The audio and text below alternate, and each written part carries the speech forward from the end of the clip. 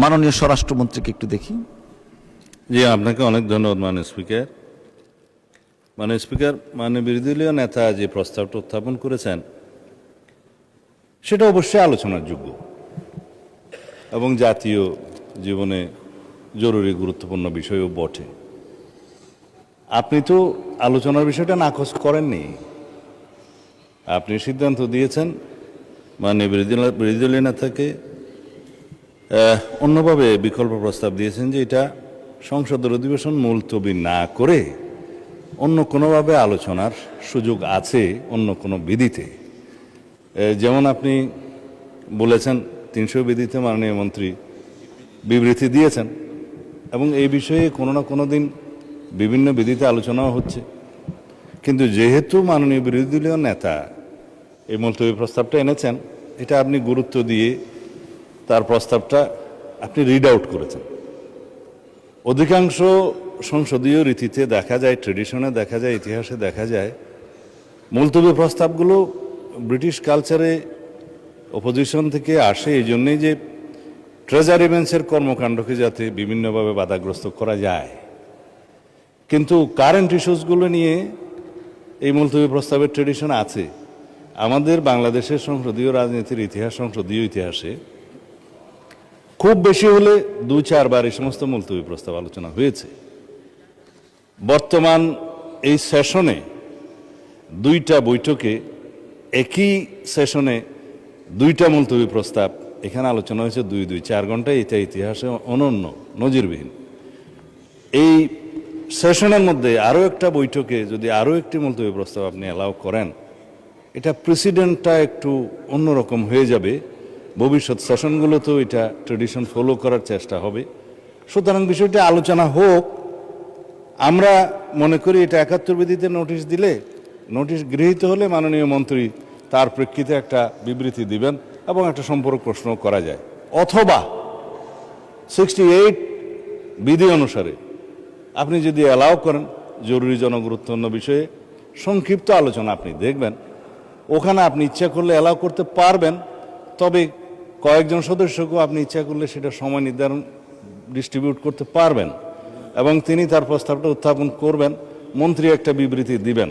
তারপরে আলোচনা যদি মন্ত্রীর বিবৃতির পরে অথবা আগে, এখানে যেহেতু সুনির্দিষ্ট বিধিতে কিছু বলা নাই, যদি সময় নির্ধারণ করে দিয়ে আপনি বলতে পারেন, তাহলে আমরাও 2-4 কথা কন্ট্রিবিউট করতে পারবো। কিন্তু জাতীয় জীবনে যে সমস্ত বিষয়গুলো সংসদের বাইরে বিরোধী দলীয় মাননীয় নেতা বিভিন্ন জায়গায় সফর করছে আমরা দেখছি, উনি ওখানে বক্তৃতা বিবৃতিও দিচ্ছেন এবং বলছেন যে সংসদ তো সব তেল আছে সংসদে, বাইরে তেল নাই। এটা গণতান্ত্রিক অধিকার, তিনি বলেছেন, পত্রিকায় আসছে, আমরা পড়ি। তো এখন আমার সুনির্দিষ্ট একটা প্রস্তাব হচ্ছে মাননীয় স্পিকার, মুলতবি প্রস্তাব গ্রহণ করে সংসদের বৈঠক মুলতবি করে আলোচনার মতো এই বিষয়টি গুরুত্ব রাখে কিনা। মাননীয় মন্ত্রী 300 বিধিতে বিবৃতি দেওয়ার পরে দীর্ঘ বিবৃতি দিয়েছেন, সেটা জাতির সামনে পরিষ্কার। এবং আমাদের দেশে জ্বালানি তেল এবং গ্যাসের কোনো সংকট নেই, সেটা আমরা পরিসংখ্যান দিয়ে আমরা দেখিয়েছি, মাননীয় মন্ত্রী দেখিয়েছেন। এখন কিছু কিছু বিষয়ে আমার না বললেই নয়। আজকে মাননীয় সংসদ নেতা বগুড়া সফরে আছেন, তিনি নেই। তার প্রত্যক্ষ নির্দেশনায় দেশবাসীর সুবিধার্থে যাতে দ্রব্যমূল্য বৃদ্ধি না হয়, জনজীবনে কোনো দুর্ভোগ না আসে, সেই জন্য আমরা একটা টলারেবল মাত্রা পর্যন্ত এই জ্বালানি তেল এবং গ্যাসের মূল্য বৃদ্ধি হতে দেই নাই। সেটা মাননীয় প্রধানমন্ত্রীর নির্দেশনায়। একবারে শেষের দিকে এসে আমাদের ন্যাশনাল ইকোনমি এফোর্ড করতে পারছে না এবং এই জ্বালানি এবং গ্যাসের মূল্য এখানে কম থাকাতে, তাতে আপনি জানেন যে সবসময় একটা টেন্ডেন্সি থাকে এটা অন্যভাবে অপচয় হওয়ার, আমি খোলাসা করে বলছি না, বা পাচার হওয়ার। সেটা বন্ধ করার জন্য, একটা ডিসিপ্লিনে আনার জন্য আমরা জ্বালানি তেলের কিঞ্চিত মূল্য বৃদ্ধি করতে বাধ্য হয়েছে সরকার। তা এখন এই বিষয়ে কোনো সংকট নেই। সুতরাং আমি মনে করি মুলতবি রেখে সংসদের অধিবেশন এই আলোচনাটা করার প্রয়োজন নেই। তবে যেহেতু মাননীয় বিরোধী দলীয় নেতা বিষয়টি উত্থাপন করেছেন, আমি অনুরোধ করব আপনি দয়া করে 68 বিধিতে ওনাকে একটা নোটিশ দিতে বলেন এখানে সংক্ষিপ্ত আলোচনার সুযোগ আছে, অ্যাকর্ডিংলি আপনি আপনার সিদ্ধান্ত দিতে পারেন, এই অনুরোধটা আমার পক্ষ থেকে থাকলো। ধন্যবাদ মাননীয় স্পিকার, এবং আমি ধন্যবাদ জানাচ্ছি মাননীয় বিরোধী দলের নেতাকে। জি জি জি মাননীয় স্পিকার, আপনার স্লিপ অফ টাং হয়েছে আমি বুঝি। 60